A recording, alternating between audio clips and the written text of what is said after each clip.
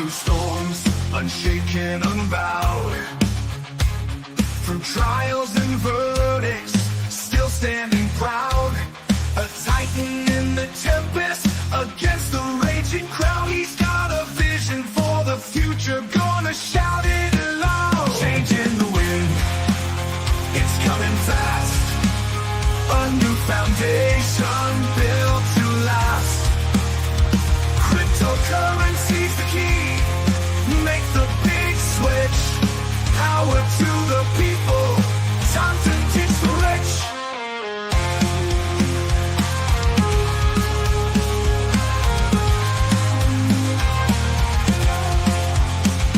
Legal battles can't hold him. Good morning, everyone. Welcome to the Crazy Cryptonaut channel. I am Zester, and thank you guys so much for joining me this Monday morning. How is everyone doing? Good morning there to Kukla. Good morning, Trish, and I hope everyone did have an amazing 4th of July weekend. I know I had a particularly good one, and it was very fun. It was very fun down here in Puerto Rico for the 4th. It was my first time on the island where the 4th of July ended up actually on a weekend. And so it's the first time really seeing how excited and how much people celebrate the festival down here on the island. So it was a lot of fun. I hope everyone had the same. Good morning. Good morning. Mile High Tris, I see that the midnight glacier drop is still TBD. Was hoping it would have started today. Yes, Trish, I keep refreshing it regularly. As a matter of fact, I have it up over here. And yes, I keep refreshing. I keep this page up.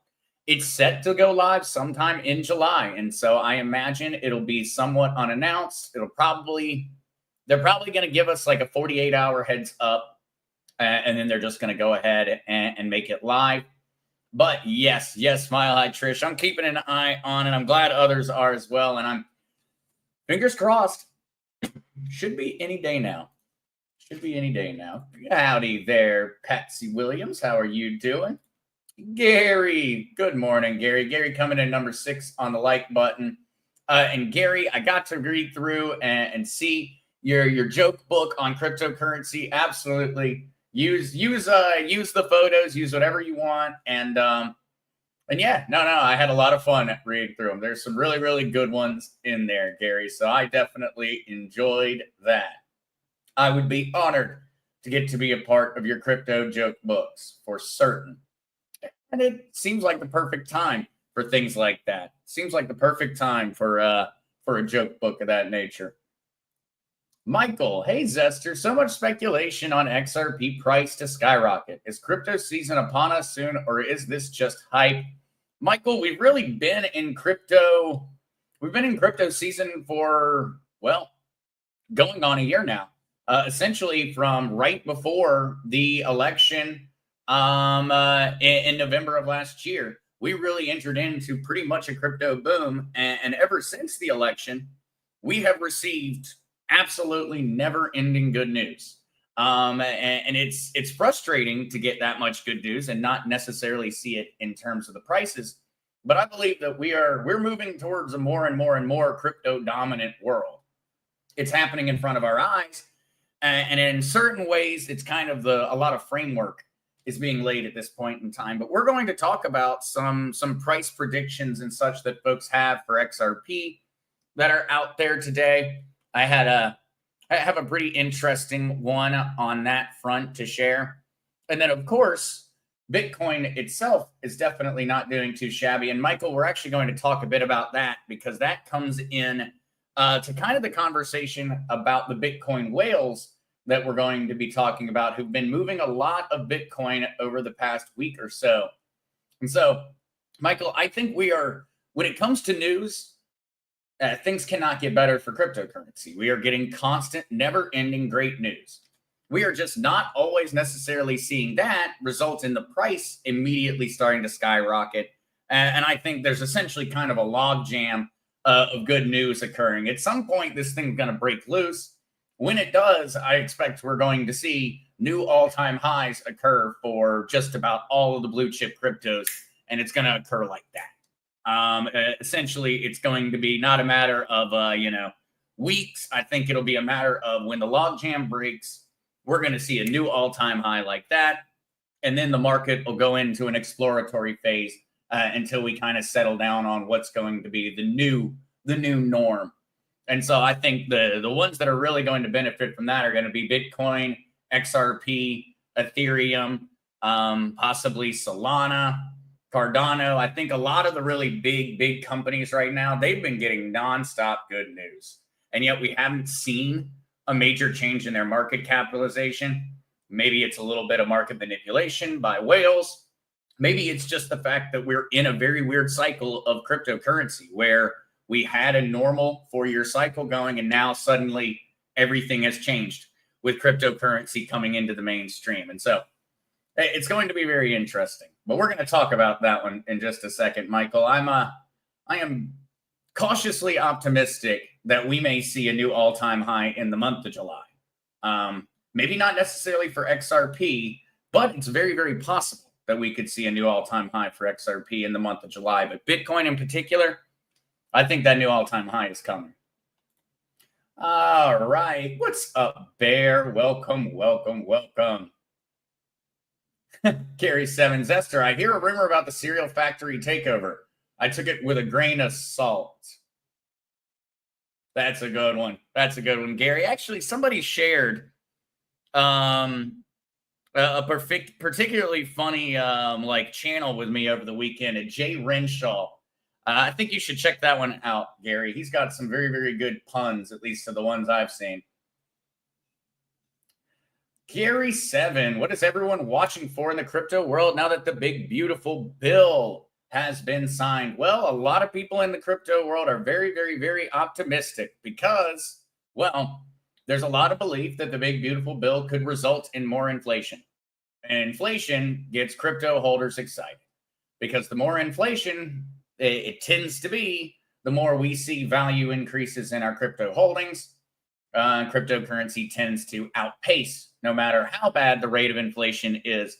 Cryptocurrency and Bitcoin have managed to outpace it throughout their history. So that one's kind of an odd one, Gary. There was a little bit of disappointment to not see more crypto-related conversation. And then there was kind of a little bit of an evil mwahaha that there may be more inflation and that may result in increased cryptocurrency prices. But I really think that it's far more nuanced. I think we're going to have to see the big, beautiful bill in action before we're going to really know the true repercussions. Mile High Trish, did you see article in Zero Hedge about the 8 dormant Bitcoin wallets being awakened? I did, Trish. I saw it when you sent me one over the weekend, and I checked it out, and we're going to be talking about it today. Good morning there, Mary Jones and Mary Well. Hey, Pirate 2 Godly, first video in a while. Happy to have you. Quantum Healing. Hey there, Nancy. Aloha, and hope you're having an awesome start to the week. What's up, musical ladies? All right. Musical lady would love to see that crypto joke book when you're done there, Gary. Definitely. Kukla, how is our Tina, Tino, and Tommy? How did they handle the 4th? They don't do many fireworks down here for the 4th of July. And so the cats had a very, very restful weekend. There were not a ton of fireworks. I think that we were the only folks setting off fireworks on the 4th down here. All right. Good morning, Dee. Good morning, Deborah. All right, guys, I don't want to rush through and miss too many hellos, but there's a lot of questions coming in this morning, and we've got some interesting news to go through. So my apologies if I miss anyone on the hellos this morning. All right. Amy Jo Johnson. Hey, Zester, question. I need to move my crypto off Coinbase, but do not have a laptop or computer to hook a ledger up to. Can you advise me? After you taught me a month ago, I have done well. Well, I'm glad that you're doing well, Amy, and happy to have you here. Now, Amy, you do have a few different options on that side. They do make some adapter cords that can be used to plug in your ledger to your phone. They can be a little janky, but I know actually Mile High Trish, I believe, has one and has used it. And I know that there are other people out there that have used them. Most of the time, from what I've heard, you need to get a good cord if you're going to do that. That's one thing that would allow you to connect your ledger to your actual cell phone without having to get a laptop. And so that in and of itself could be one option. Now, if you've already got your ledger, then this may be a moot point, but you could also get a Ledger Nano X or above. They all have Bluetooth capabilities and connect directly to your laptop. The only other option out there, Amy, that really is not as scary as it sounds, is you can borrow someone's laptop. Because ultimately, you're not giving it anything to the laptop. The laptop does not have control over anything. And so you can also go through, set up your wallet. I've done this before for people. I've set up their wallet on my computer and then handed it back to them with their 24 words, and I don't have access to it anymore. It's gone. And that is another thing that can be done, but I understand how that could be kind of scary. And I wouldn't recommend that being your first time setting up a ledger. I wouldn't go about it that way. And so, Amy, those would be a few different options, things that I could think of right off the top of my head for you, Amy. It just depends on what ledger you got. If you do have a Ledger Nano S or S Plus that has to be connected, you could get the adapter cord in order to be able to connect it. I've heard that it works well. Other option is use a family member's computer to set up your Ledger hardware wallet real quick. That's not really a long-term solution because you're not going to be able to come in and operate with your Ledger Live when you want to. So that really isn't a permanent solution, but it would allow you to go ahead and set it up and be able to start depositing crypto on your wallet. But essentially here, Amy, I think I need to ask a question or two more, and then we can get you an answer. First one would be, what ledger do you have, and have you ordered a ledger, I guess? Musical Lady, could things shake out when the Genius Act passes Congress and we finally see a breakout on cryptocurrency?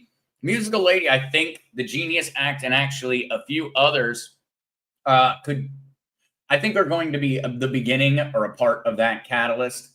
And so let's actually jump over to one of our articles, because this, Musical Lady, this just so happens your question comes directly into some news that we needed to cover today. The House announces the week of July 14th as Crypto Week. Now, during this week, the House of Representatives is looking forward to considering the Clarity Act, the Anti-Central Bank Digital Currency Surveillance State Act, and the Senate's Genius Act are all set to be discussed in front of the House during the week of the 14th of July. And so it is going to be an entire week where our House of Representatives will be talking about cryptocurrency non-stop. I think this is going to be very, very, very, very interesting to keep up with and to follow the crypto news of the week. But this could absolutely be one of those catalyzing events where we see the United States really cauterize or solidify its pro-crypto status. And we need more than just the Genius Act, I think, Musical Lady, to really open things up. But the Genius Act is an extremely important stepping stone towards everything else, because it really breaks down stablecoins.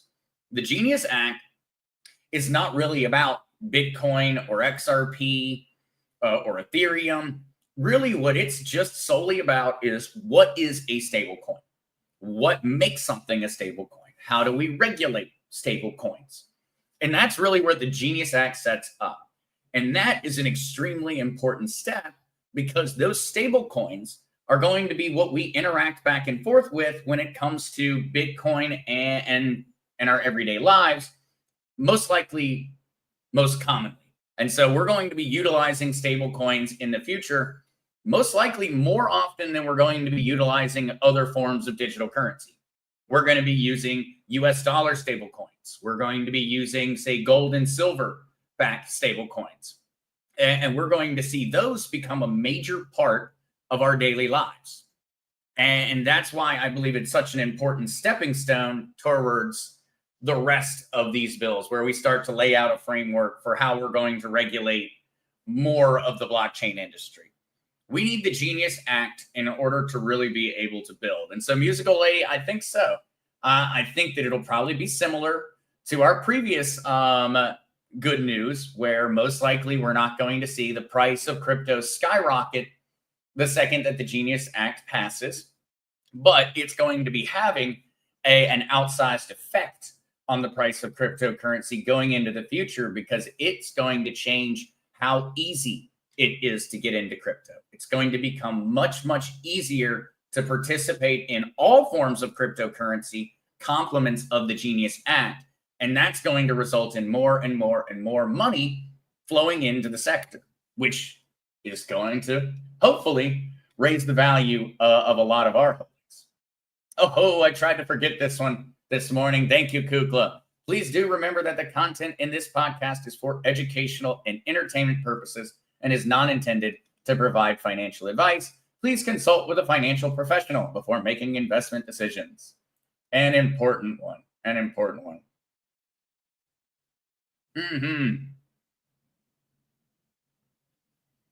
Quantum Healing Zester. May I ask why you're not streaming on Rumble? I'd like to gift you subscriptions. Rumble was giving me a particularly hard time as of late on this channel. I just need to really spend, I think, a lot of time with it. Some wires got crossed somewhere.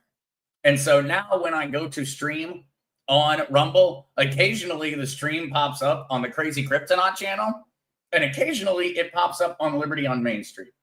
And I talked to a Rumble person about it, and they're not certain why it's happening, but they said essentially I just need to go through and reset everything and kind of start back over in terms of the setup. It shouldn't be that bad, but I haven't gotten around to the time for it. But I do need to, and I would definitely appreciate that subscription over there. Nancy, definitely. Mile High Trish. Amy Joe, responding back to Amy Joe, Mile High Trish bought the core and uses it directly from the ledger. It works great to connect her phone. And so, Amy Joe, I think that's probably, if you do already have the Nano S Plus or Nano S, that's probably going to be the cheapest or best way to go about it quickly and being able to interact with it on your phone. Because, yeah, if you're not a computer person, well, it's no fun to have to go out there and buy a computer just to set up your ledger on it, especially if it's not something you would be using anyway. All right. Gamer Jame, I've got a question. We'll go for it and ask Gamer Jame. I'd be happy to get an answer to you. All right. All right, Gamer Jame. Looks like you got a long one. I'm waiting for the question. I'm looking for you, Gamer Jame. If I find it, I'll make certain to get an answer.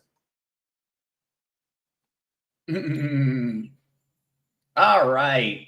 Mary Well, does moving crypto off of Coinbase to Ledger trigger a capital gains transaction? Mary Well, if you are moving your, let's use examples here.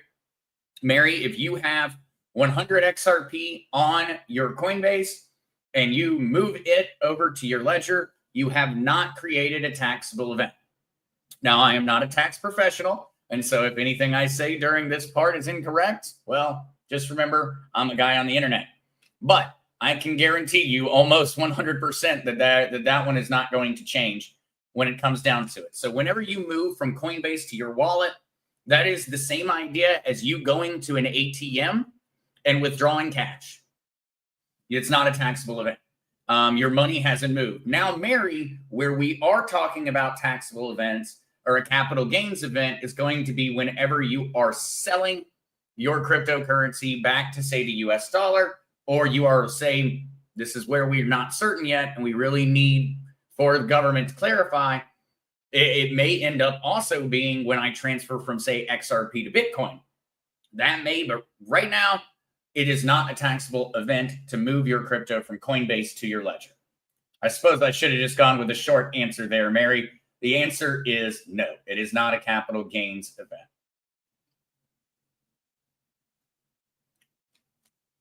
All right.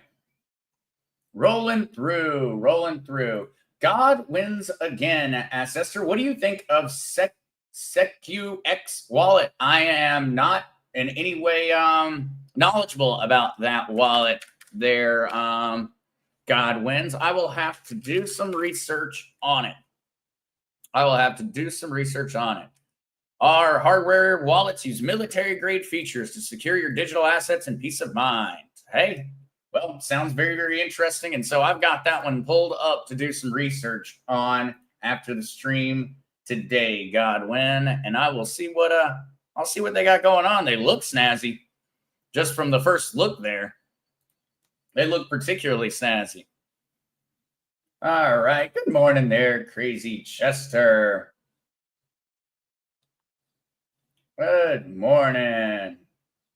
All right, let's jump into some of our news because, yes, guys, we had some crazy things go on, and well, there's a lot of little speculation going on around the crypto world after this past weekend because things started to pop off on the 4th of July, which seemed like an odd choice of a day for a gigantic Bitcoin whale to start moving billions of dollars. So let's jump in and check it out. Bitcoin currently sitting at $108,000. Ripple XRP is actually, precipitously rising over the past hour. And so I'm imagining we have some very, very, very recent news on the XRP front that must have literally just come out somewhere around about 10 minutes before we went live. And so, no. Sorry, getting my times wrong. About an hour and 20 minutes or hour and 40 minutes before we went live this morning, we started to see a precipitous rise in XRP, currently sitting at $2.34. And across the board, most of the rest of the market is fairly stagnant. And a lot of it is coming down to this. Well, the crypto world is worried. Satoshi era Bitcoin whale shuffles $8.6 billion of Bitcoin. And that has led many to fear that he is potentially considering selling some of his Bitcoin. And so this wallet, blockchain intelligence platform Arkham, recently spotlighted the reemergence of a long dormant Bitcoin whale, which moved roughly $8.6 billion worth of Bitcoin across 8 different wallets after 14 years of dormancy. Each of these wallets had originally received Bitcoin between April and May of 2011. Back at this time, Bitcoin was trading below $1. So current $108,462 Bitcoin was trading below $1 in value. You would have been buying, this guy has, between all of his wallets, about 80,000 Bitcoin, I believe. And so one Bitcoin today is worth more US dollars than his investment entirely into buying 80-some thousand Bitcoin was back in 2011. So needless to say, this guy has made quite the gains on his investment. Now, he had split these funds into various portions and transferred them into a bunch of different wallets. And now, as of the 4th of July, in the past few days, he has transferred them into brand new wallets. And yet he has not sold any. And so there's a lot of folks that are speculating whether the guy just moved it in order to get them into new wallets. Maybe he wanted to update passwords. There has been a change in terms of how Bitcoin wallet addresses are done since back when he set up those original wallets. So there's some speculation that all he was doing was just transferring to new wallets. And there was nothing more to see there. Others are saying he transferred to new wallets and maybe he's going to consider starting to sell some. Ultimately, nobody knows who he is and nobody knows what he's thinking. And so this person is entirely unknown. Owner's identity is a mystery, but it doesn't change the fact that it has triggered a lot of fear of a massive sell-off, and it has genuinely triggered fear for legitimate reasons. Over this past year, and this is something that Arkham Intelligence and other blockchain trackers and intelligence companies have been doing a lot of research on. Over this past year, we have seen a large portion of Bitcoin whales from back in the Satoshi era, back in 2011, 2012, 2010, the very beginning, essentially, of Bitcoin being out there, we have seen a massive amount or massive increase in these whales selling. And so over this past year, we've seen mass adoption by institutions. We've seen massive amounts of money coming from the likes of MicroStrategy, with Michael Saylor, from from a variety of different institutions. BlackRock now controls essentially 3% of all the Bitcoin on the planet. Tons of money has been flowing in. And well, why haven't we seen the price skyrocket? Well, because a lot of those OG Bitcoin whales, those guys who bought for nothing, they finally started to sell. And so for them, apparently $100,000 was essentially the point where it started to make sense to sell some of their Bitcoin. And that has really been what's been feeding the appetite of these financial institutions.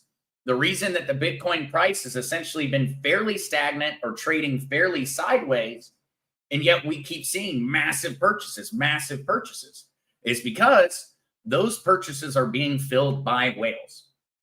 People who bought or mined a crapload of this stuff back when it was worthless, essentially. And so that's the reason that in a large way, we've seen the price of Bitcoin have a very difficult time breaking out, because anytime it starts to break out, these Bitcoin whales, they come in and they go, hey, I bought for $1. Let's sell 10 Bitcoin, and make $1 million real quick from my $10 investment that I made back in 2011. Think about that. It was a $10 investment. It's now $1 million. From 10 to 1 million. They have made a lot of money, and well, they apparently would like to enjoy some of it. And that is what has led to a lot of fear here about this guy with 8.6 billion, because we've already seen a trend of whales selling. Now we see a whale who has the ability to massively affect the market in the short term. $8.6 billion of Bitcoin dropping onto the market would cause mass liquidations on many of the different centralized exchanges where people are utilizing leverage to trade, which could result in a fairly precipitous drop in Bitcoin, but in all honesty, not really that high. Bitcoin has gotten to a point where it's so big that $8.6 billion is really not that much money. Remember that the overall market capitalization of Bitcoin, guys, is, well, $2.1 trillion. And so 8.6 billion seems like a gigantic number, but in all honesty, it's really not. But it still it's caused fear in the markets, because we have seen a growing trend of Bitcoin whales starting to take profits over the past year. And well, that trend does not seem to be slowing down. It actually seems to be growing. And these Bitcoin whales are really filling the needs of these financial institutions. And something I wanted to show everyone here with this story that I thought was of, well, some interest to some folks out there, in my opinion, or at least trying to just give you an idea of how this works. Let's show you kind of how people knew that this happened. And so down here, we actually have in the Bitcoin wallet addresses that this whale ended up sending his crypto to. And so what I just wanted to do was show everyone real quick what is possible when you have someone's public wallet address. And so here is one of the public wallet addresses that received a portion of the $8.6 billion of Bitcoin in the past couple of days. Now I'm going to highlight it. I'm going to go with Control-C or copy. And now I'm going to come on over to blockchain.com, which has a blockchain explorer. And I'm going to just paste this wallet address, and I'm going to click enter. Now it's going to say there's one address that popped up that is this exact wallet address. So I click on it. And now what I see is this wallet. And so I am now capable of going through and seeing everything that this wallet has ever done. And so I can see right now that this wallet contains 10,000 Bitcoin at a value of $1,083,071,203. And so it has never sent any Bitcoin. it has only ever received Bitcoin. And so this wallet has 10,000 Bitcoin in it, or over $1 billion. Remember that there are 8 of these wallets that he split up his Bitcoin between. And so that makes sense. This one has 10,000 of it. Looks like maybe he split them all up evenly. And then what you can actually do is you can come through here and you can see every transaction and everything that this wallet's ever done. And now where it gets really interesting is, all right, well, it's only ever done 25 transactions, or ever received 25 transactions. And well, here was the first one. Here was the honker. It received on July 4th. It received right after midnight on July 4th. It appears right after midnight on July 4th. It received 10,000 Bitcoin, or over $1 billion, for a transaction fee of $50, or 46.2 thousand sats. $50 US was used to send over $1 billion of Bitcoin, and it came from this wallet. One KBR-WJYM, and so those are the first 4 and the last 4 of that wallet address. And now what happens when I click here is I actually go to the wallet that it received from. And so this is the wallet that was originally holding that cryptocurrency for all those years. Here was one of them. And so you can see it having transactions and things going on as far back as 2011.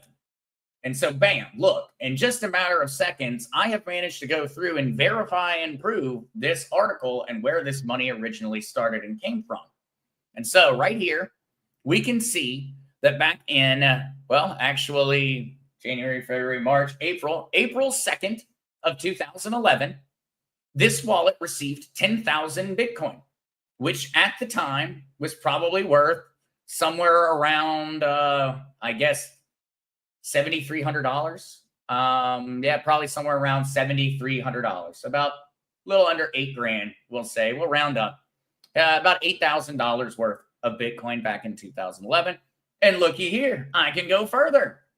I can now see where that wallet received that money from back in 2011. And I can go through here and track everything that it ever did. And I can see that it sent out its crypto to a variety of different wallets, bada bing, bada boom, back on April 2nd of 2011. And I can see where it sent them. And so we were just on 1KBR-WJYM. Well, look, he also sent 10,000 Bitcoin to this wallet address. This wallet address sent in 2025. So on July 3rd, just a couple of days ago, that wallet address liquidated or sent over. It didn't liquidate. It sent over to this wallet address, which then sent it somewhere else. And so this is what I'm talking about when I'm saying how transparent the blockchain is. It did not take me a couple of minutes to go through and start connecting all these dots. And now it's very obvious that this is one Bitcoin whale. This is one person. This person has been interacting back and forth between these wallets since 2011, April 2nd of 2011, nonetheless. And so I just wanted to kind of show everyone this. I wanted to include this blockchain.com for folks to be able to see, because there are some really cool things here that can be done, in my opinion. When you talk about the Explorer, this Explorer works for Ethereum wallet addresses. It works for all the different blockchains, essentially. And so if anyone ever is curious where their crypto went or where crypto has come from, you can always go and you can go down the crypto blockchain rabbit hole. All right, I missed some questions talking about all that one. Let me get back to that. Alton Wright. Hello, Zester. This is kind of off subject. What do you think about Fannie Mae and Freddie Mac? Well, Alton, I don't trust them. But Fannie Mae and Freddie Mac were actually ordered last week by the Trump administration to start considering crypto assets as parts of mortgages in home buying. And so, Alton, somehow or another, Fannie Mae and Freddie Mac that are pretty on subject. Because yes, we are going to see the likes of Fannie Mae and Freddie Mac. They are now being forced to consider your crypto holdings when they are to consider lending and loaning for mortgages. And so I don't trust them, too big to fail, et cetera, et cetera. 2008, lots of reasons to not have much trust in these guys, but we do happen to have some recent news about them in the crypto space because, yes, now you are allowed to start using your Bitcoin or your crypto in order to go into the bank or say something like a home mortgage. All right. All right. God's win again. Is crypto safe just sitting in Coinbase, not Coinbase wallet? Just sitting in Xammon, no wallets? God wins again. This is always one of those where it's a nuance and it's kind of difficult to just give a black and white answer. Now, in the crypto world, we have a saying, not your keys, not your crypto. And that saying has kept many, many, many people's money safe. I follow that saying. I strongly believe, not your keys, not your crypto. This piece of hair is just not going to stop doing this entire stream. It's trying to drive me absolutely nuts. But sorry, distracted, ADD. But so not your keys, not your crypto. That's what I follow. And so if you were to follow that, then you would say you need to have it on your own wallet. Now, God wins again. I have had a Coinbase account for years, many, many years. I have never had a single dime be stolen off or lost because of my Coinbase account. Not once, not ever. Where you really need to kind of think about this one, God wins again, is that Coinbase is controlled by the government. Coinbase is a company. They're a corporation. They could have problems. They could have things occur, or the government could come to them and say, hey, I don't trust that Godwin guy. Let's go through and track everything he's doing, yada, yada, yada. And Coinbase absolutely will do it for them because, well, they follow the law. I don't know if it's the law, but they follow the law of not wanting to be in trouble themselves. And so God wins again. You do have the ability to just leave your crypto there.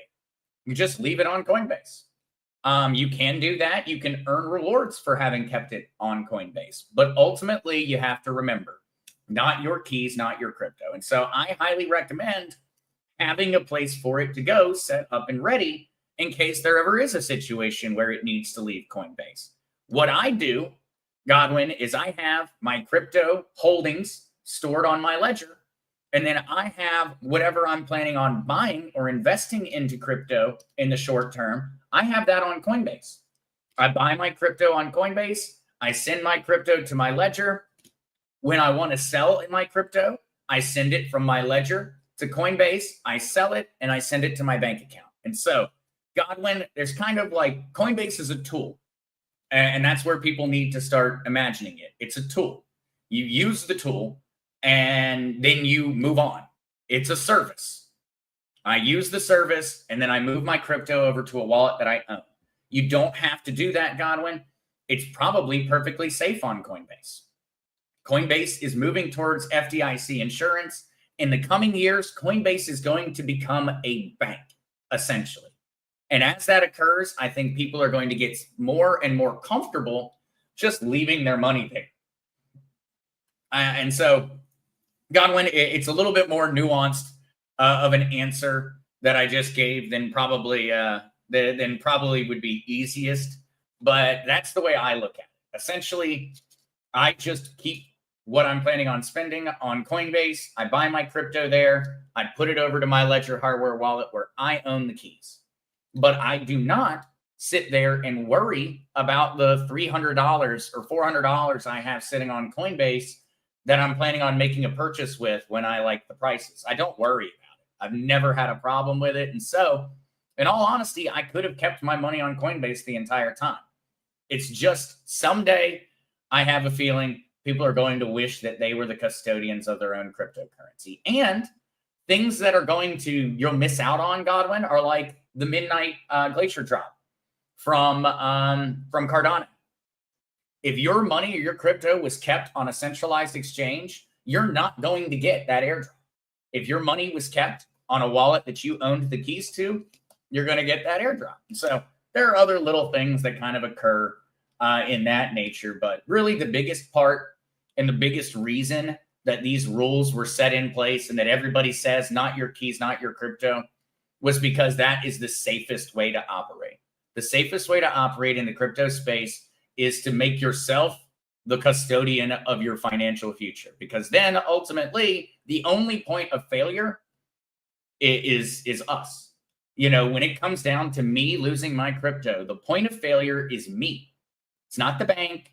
It's not some exchange that gets hacked. It's none of that. It's me. And some people really hate that. I personally kind of like it. Musical lady, or is he knowing something from the inside circles of the Bitcoin empire about to take a nosedive? I mean, musical lady, you would assume that this Bitcoin whale from back in 2011, he obviously knows people. He invested what was a lot of money into Bitcoin when everybody would have called him a crazy person for doing it. And so, musical lady, undoubtedly, he knows a lot of stuff. He could be very knowledgeable. I'm not certain whether it is a sign of some cracks going on amongst the OG whales, but we have seen over the past year a lot of Bitcoin whales have been taking some profits, but none of them have been selling a lot. It's just that they have so much that even selling a small portion is a lot of money. Musical lady, different wallets. Actually, on blockchain.com, you can search Ethereum, Bitcoin. There are actually a good variety of different blockchains that you can search on it. But also, musical lady, there are blockchain explorers for each and every blockchain. And so, let's go ahead. Let me bring it over here. And so, like Ethereum, any Ethereum wallet, Etherscan is the go-to. And so on Etherscan, I can go through and take any Ethereum wallet and I can track everything that is currently going on the Ethereum blockchain. For Solana, it's SolScan. But blockchain.com has Bitcoin Explorer and a few other blockchains all on their own service as well. Very well. Yeah, no. Bitcoin pizza now is a fraction of a Bitcoin, not the 10,000 that the guy paid back in the early 2010s. All right. Pirate 2 Golly Zester, what are your thoughts on Digibyte? I'm thinking of running a node. I am not certain, Pirate 2 Godly, on the node system or what the benefits are of running a Digibyte node. I'd have to do some research on that one. Oh, Etherscan finally loaded. That was particularly slow. But here, I would be able to take any wallet address on the Ethereum blockchain, and I can go through and track it and everything it's ever done, et cetera, et cetera, et cetera. All right. House announces crypto bill. All right. I see I've got more questions. Let me get through some more questions, then we'll get back to our news articles. Quantum healing. I prefer to have the professor go down the blockchain rabbit hole and spoon feed me. Oh, well, that's what I'm here for. All right. Crazy Chester. Okay, cool. Well, now that I know y'all are utilizing Digibyte, I'll have to do some research and see if I don't need to get in. Crazy Chester says, put in $100 from running the node, not expecting much in the short term. I like that it has 5 algos and fast 15-second processing. Hey, I've got that one pulled up now. Maybe we'll be running a Crazy Kryptonaut node before too long. Gary 7, Coinbase is not FDIC'd at the moment, no. But Gary 7, the Coinbase did file for FDIC, as well as a few others did. And they were actually asked by the FDIC to do that filing. And so Gary 7, it has not happened yet, but it is expected that we're going to see some kind of a FDIC insurance begin to occur on certain cryptocurrency exchanges. Maybe it'll end up getting a different acronym or a different name. But Gary, we did actually see that one was demanded of the FDIC. And so it has not happened yet, though. You are totally correct. Keep in mind There are no currently protected cryptocurrency exchanges by any form of government run insurance or protection. There are private companies, but those are insanely expensive. Frank Ostrowski, Zester Q. After the RV, I'm planning on buying a large piece of property. How does someone tokenize their own? Frank, that's going to be something we're going to be learning about in the coming years, possibly in the coming months. But what we have seen already is like in the Central African Republic. In the Central African Republic, the government partnered with a third-party company. That third-party company did the tokenization of the actual properties themselves, and then they did an auction of the properties to the public. And so, Frank, I think we're going to see a few different methods essentially occur. Some countries, I believe, are going to go through and tokenize all the property themselves. Think about this in the same way that they've already really done that. You know, go to the local tax office.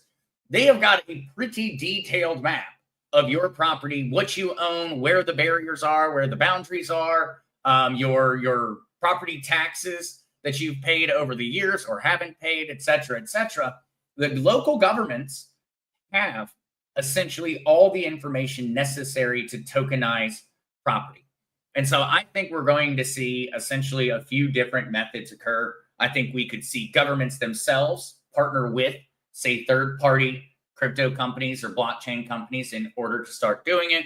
We could also see large corporations begin to be established, or looking longer term, we could actually see legislation that creates a framework for how property is to be tokenized. But Frank, what we're seeing right now in gold and silver is essentially gold and silver is being tokenized by it being placed into an open source vault. And so a vault that is constantly audited and checked. And so you put your gold ounce in, and you are then tokenized, given one representation of one gold ounce. You're able to now go out there, utilize your gold ounce on the blockchain. And then at any point in time, you can come back and you can say, hey, here's my one tokenized gold. Give me back my physical gold. And so in the precious metals world, that's the method we're seeing currently being used. But in property, well, the only reference point we really have is the Central African Republic. And in that one, the government did it. The government did it with a third-party company. And so, Frank, that's a great question. And that's something I'm very curious about as we move forward. Gary 7, Zester, if crypto does get full government approval, do you see it being FDIC guaranteed? I see the cryptocurrency exchanges becoming banks. And in that regard, they will be banked. And so what this isn't going to protect you from is if you bought something and the value of it plummets to nothing. You're going to be screwed the same way you are today if that occurs. What this is going to come down to, Gary, is it's going to come down to theft and incompetence. And so you're going to end up having where, say you have money in Coinbase, and Coinbase gets hacked and Coinbase loses your money, the government's going to give you your money back. That type of insurance, I do think we're going to see, because banks and centralized exchanges are going to become the same thing. And they kind of already are. On Coinbase, I can keep my money there. I can store US dollars. I can transfer US dollars to any other bank. I can get a debit or credit card from Coinbase, which allows me to spend the funds that are held in my Coinbase account. I can trade or exchange my currency for other currencies on the Coinbase exchange. I can get loans from Coinbase. Now, think about what you can do at a bank. At a bank, I can get access to an account that I can send money to or receive money in. I can exchange it. I can utilize a debit or a credit card in order to spend money that's in my account. I can exchange, say, euros for US dollars thanks to my bank account. Essentially, centralized exchanges and banks are the same thing. One's just focused on cryptocurrency and one's focused on traditional fiat. In the future, these two things are going to become the same. Centralized exchanges are going to become like banks. And it's going to become, hopefully, safer and safer and safer to just store your money in the bank. But please remember, guys, If we want to move towards a world where we control our financial futures, taking away power from the banks is a large part of that process. So I hope people don't get too complacent when we start to move into that world. I hope people still hold true to some of the tenets of decentralized finance. Robbie bought my credit union used to send me fraud alerts every time I bought crypto. They now allow buying Bitcoin through the bank and no longer send fraud alerts. Banks are going all in. Absolutely, Robbie. Banks are going to become extremely crypto friendly. Otherwise, they will die. Banks do not have a choice now. Banks are either going to get very good with crypto and blockchain technology, or your bank is going to go the way of the dodo. And so, hey, keep an eye on that. I would be very worried if you operate with small banks, small credit unions, or even larger ones, some that are statewide or even nationwide, and you see that they are not adapting to cryptocurrency and they're not providing those services, I would be very concerned about continuing to work with them.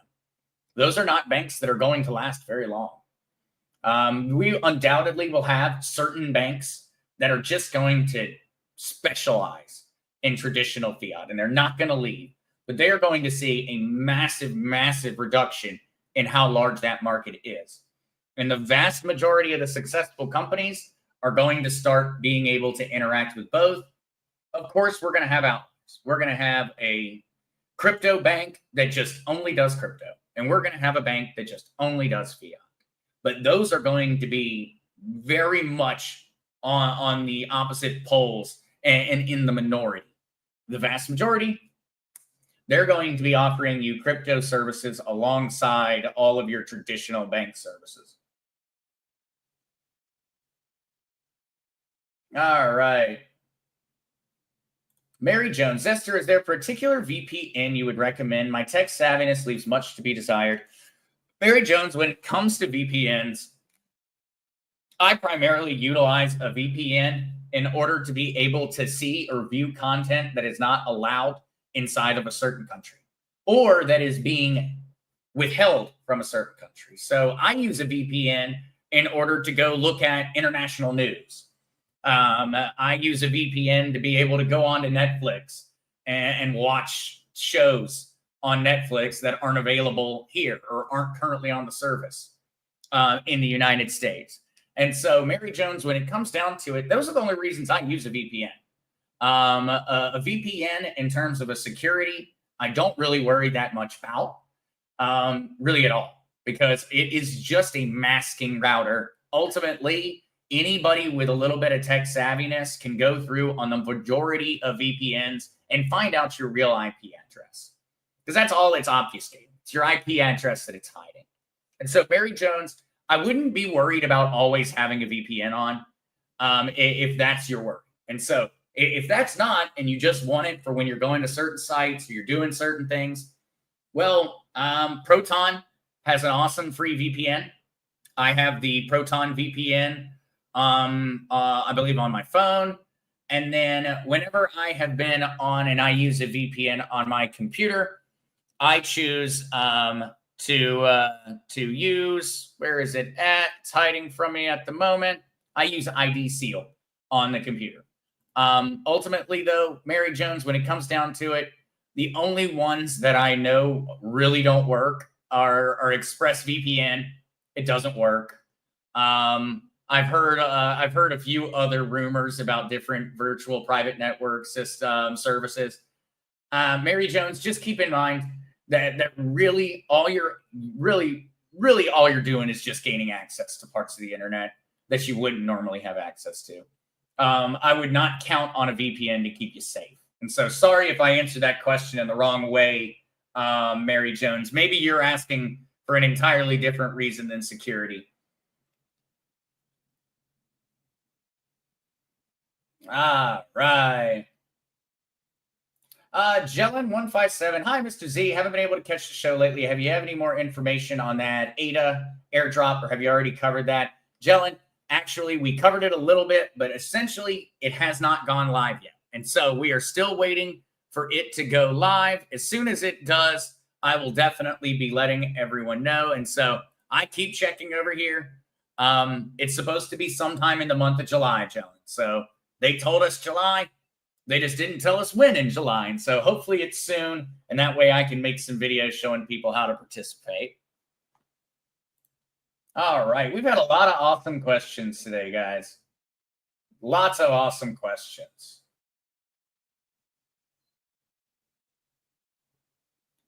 All right. Kukla, Zester, can you send crypto with Cash App? I believe you can.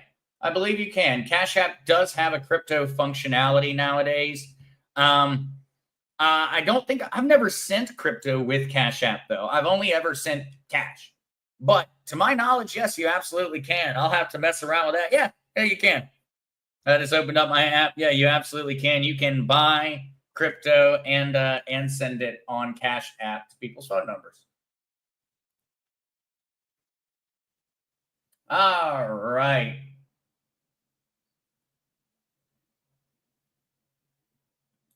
Robbie Buck, this is a great point, and it's something that has always been a question mark in my mind ever since civics class when they taught us to make certain that you never put your money in a bank that's not FDIC insured, because otherwise you might lose it all.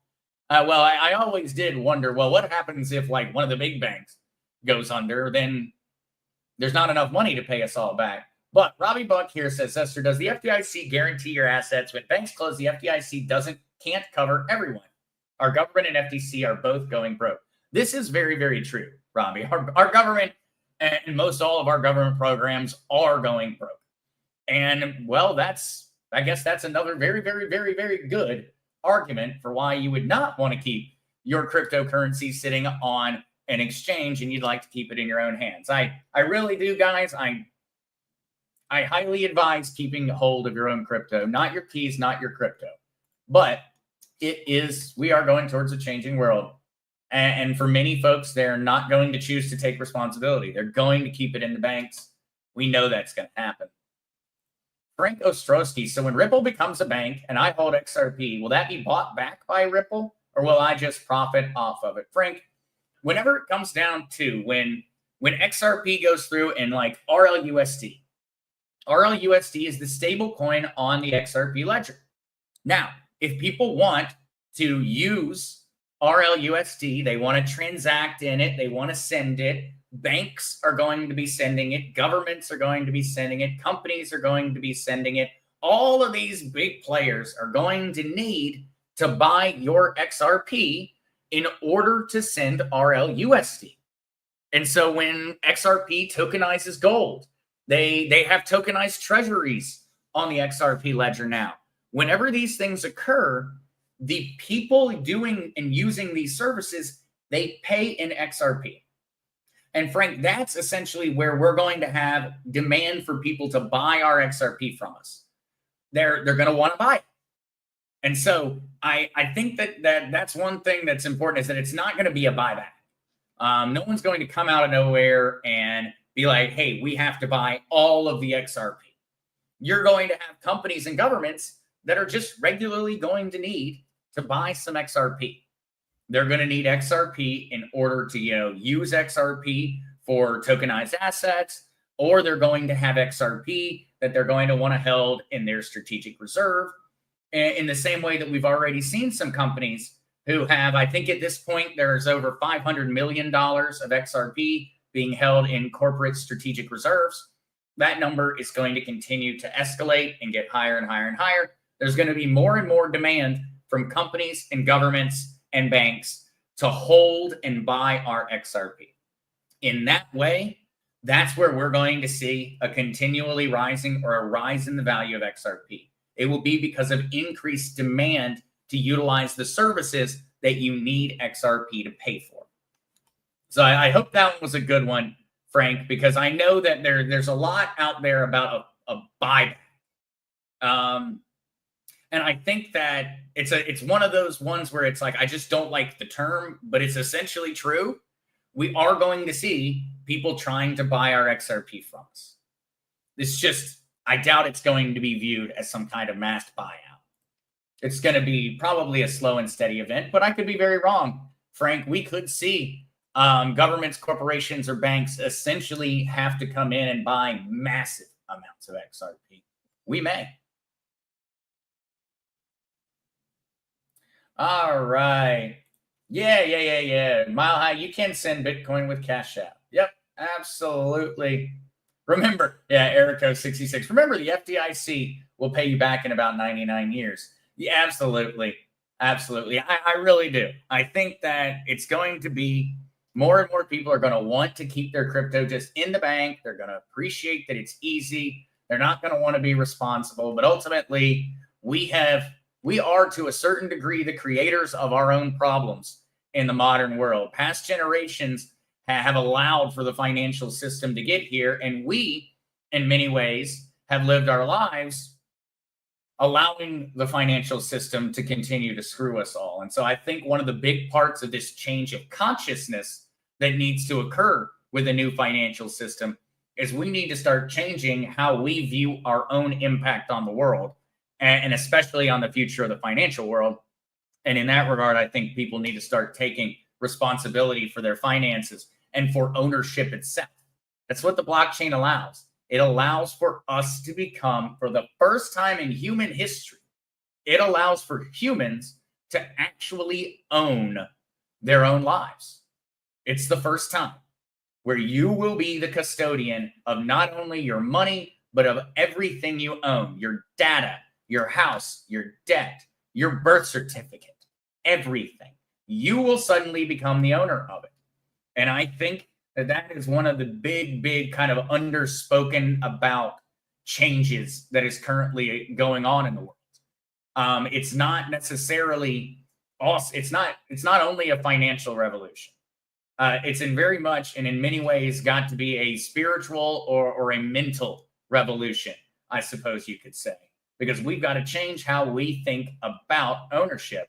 Otherwise, we're going to be right back where we're at currently in just a couple of decades. If we don't change how we think about ownership, money, in the future, then ultimately we're going to have a decade or two of prosperity, and then the governments are going to get right back to doing what they've always done. They'll get greedy and they'll take it all back from us.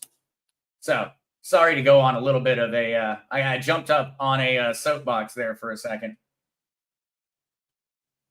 Jumped up. All right. Let's go over. We got another article or two, and then I see the time. It's been over an hour, and I know I'm losing. I'm losing, folks. Kukla's got to get on with her day. I hope you have an amazing day, Kukla, and I'll let everybody get back to it once I get through these last two little deals here. All right. The Trump administration is set to deliver first major cryptocurrency policy report, and so back during the first weeks of the Trump presidency, he appointed an advisory board to go out and to study cryptocurrency and how the United States could become the global leader in crypto and blockchain technology. That council is set to issue their report back to the president very, very soon. And so this is going to be, well, somewhat exciting. I'm very curious to see what ends up coming from this announcement. The report, ordered under a January executive directive from President Trump, is due by July 22nd. And so in the next 15 days, we should get our report from one of Trump's executive directives that he issued back at the very beginning in regards to the crypto sector. This will mark the administration's first formal stance on how federal agencies should approach the crypto sector, covering both legislative and regulatory recommendations.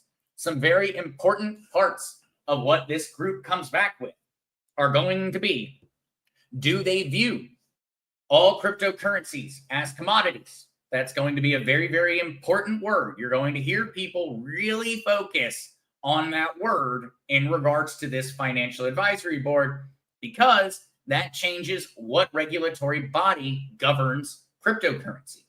If it's a security, we're going to be governed by the SEC. If it's a commodity, congratulations, we get to chat with the CFTC. Now, there have already been a lot of indications from regulatory bodies that crypto is going to go the way of commodities. We've already seen that they have deemed Bitcoin, Ethereum, and others in many different court cases to be commodities. And so that's going to be one really major word that's going to be very focused on when it comes to this announcement. The other things really are going to be whether we're going to genuinely say that Trump is the Bitcoin president. People are going to be very, very critical of what this advisory team comes out with.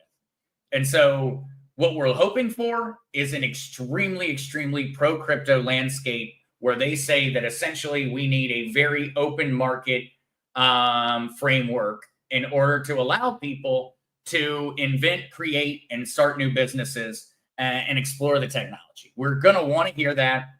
Of course, we're going to see somewhere in between. This one's going to be very interesting because of the people that were appointed as parts of it. U.S. crypto czar David Sachs and Congressman Bo Hines and senior officials from the Treasury Department, SEC, CFTC, and the Department of Commerce. This is really going to be a very, very interesting report that has a lot of different opinions in it, both folks from inside of the crypto space, but also most of the folks are from outside of the crypto space. It's going to be very, very, very interesting to see where this one settles out to. XRP set to shock the crypto market with 30% share, analysts predicts. As we have seen over the past couple of months, XRP saw that massive, massive increase, and now it's had a very hard time getting out of the $2 range.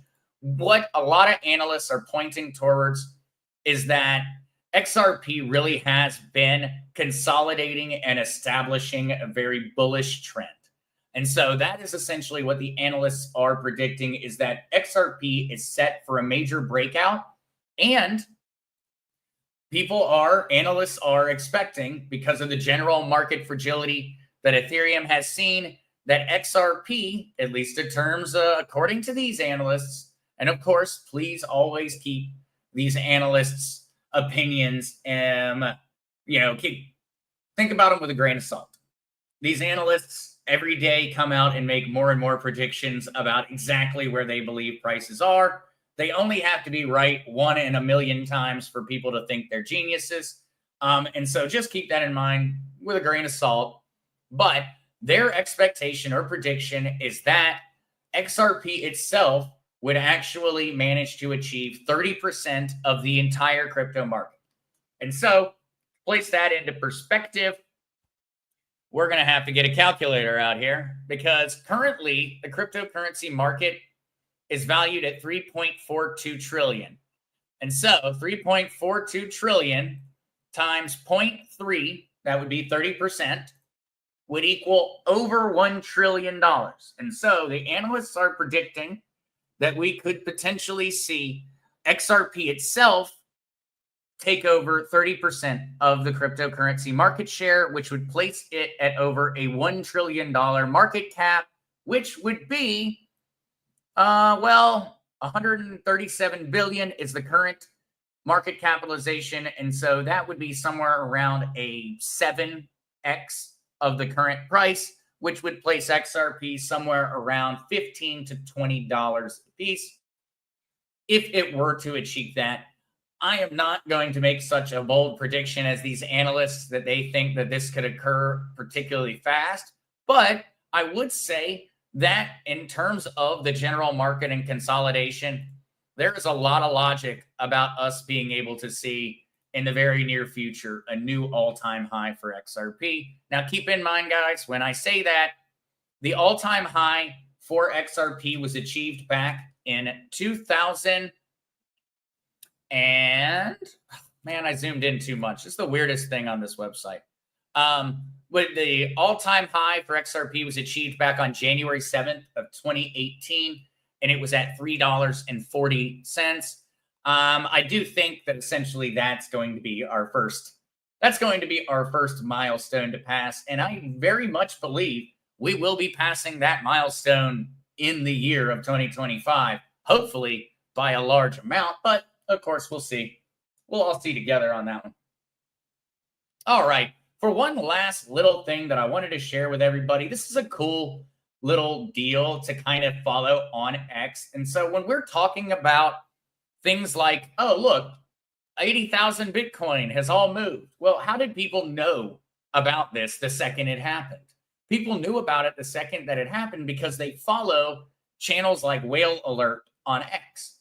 And what Whale Alert does is it has an API built in that immediately lets you, or just immediately tweets out, if any large amount of Bitcoin is moved. And so Whale Alert, exactly 1 hour ago, 1,226 Bitcoin, or $133,011,000 was transferred from an unknown wallet to an unknown wallet.